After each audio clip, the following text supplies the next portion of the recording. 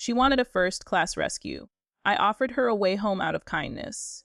But when she spat on that kindness, demanding luxury like I owed her something, I gave her exactly what she asked for, a ticket home, just not the way she expected.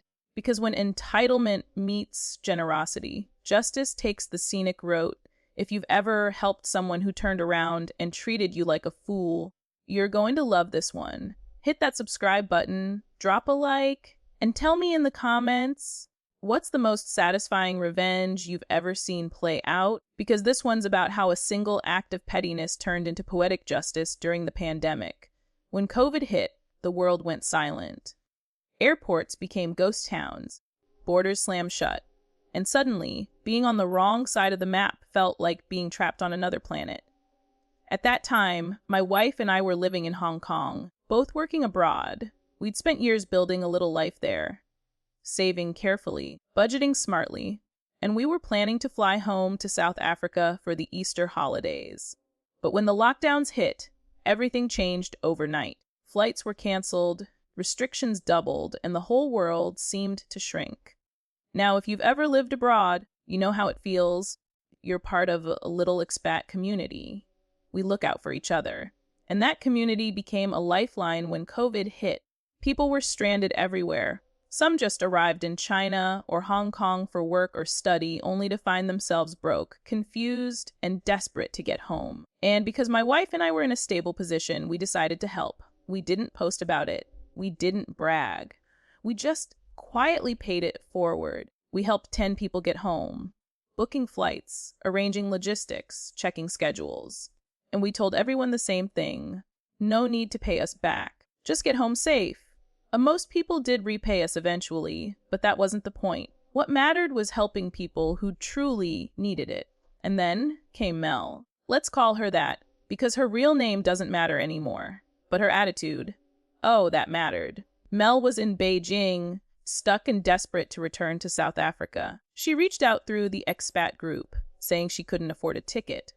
So I messaged her, hey, I can help you get home? I told her, I can book your ticket. I have a budget for it. She was thrilled, or at least she pretended to be. Her tone changed instantly. Oh, thank you. You're such a lifesaver. I explained to her how I was helping others too, and that I'd handle everything by directly booking the ticket. No cash transfers, no middlemen, just flights booked and confirmed. And then came the first red flag. Mel said, okay, but I'll need a direct flight from Beijing to Johannesburg, and then a regional flight to East London. Now, anyone who traveled during COVID knows direct flights were a luxury. Prices had tripled. Connections were chaos. But Mel, she wanted first-class convenience on someone else's dime. I gently told her, I can book you an indirect route, maybe through Dubai or Addis Ababa. It'll take longer, but it'll get you home safely and within my budget. And she replied, I'm not doing that. I need direct flights only. I actually stared at the message for a few seconds, thinking maybe I misread it. She was demanding, not asking, for a premium route from a stranger trying to help her for free. That's when the irritation set in. Not because of the money, but because of the entitlement. So I politely told her that my budget was fixed, and if she didn't want that, I'd help someone else. And that's exactly what I did. I ignored her. For a week, I focused on helping another stranded expat, a student who cried when she got her ticket home, someone who said thank you 5 different times, someone who meant it. Meanwhile, Mel stayed silent until the week before lockdown. That's when the desperation kicked in. She messaged me again. Hey, I'll take any flight now. Please help me. Any flight, huh? Suddenly the princess was ready to fly economy with the rest of us. And that's when the petty revenge plan clicked in my mind. You know that moment where your brain just smiles. Like, all right, lesson time. I said, sure, Mel. I'll sort it out. And I did. I booked her a ticket. A fully legitimate, safe route. But one that made sure she'd remember what entitlement costs. 3 stops. 40 hours of travel. Beijing, Dubai, Addis Ababa, Johannesburg. But I wasn't done. Her final destination was East London, a smaller South African city. And yes, she'd asked for a connecting flight there. But since she said, any flight will do, I took her literally. I got her to Johannesburg. And then I booked her a bus ticket, a 20-hour bus ride from Johannesburg to East London. Total travel time, roughly 60 hours, 3 continents, 4 time zones, 2 airports that probably smelled like despair. I emailed her the full itinerary.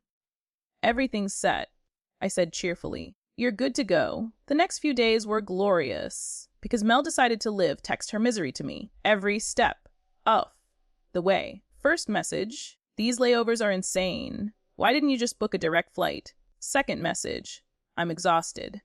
This airport is chaos."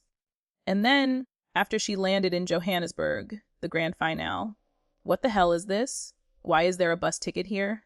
Oh, she was livid. Capital letters, paragraphs of fury, accusations about false promises, and "How could you do this to me?"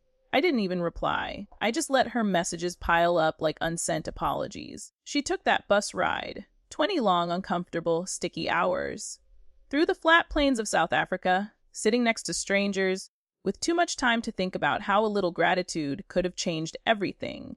When she finally got home, she sent one last message. "Thanks for the help. I made it back."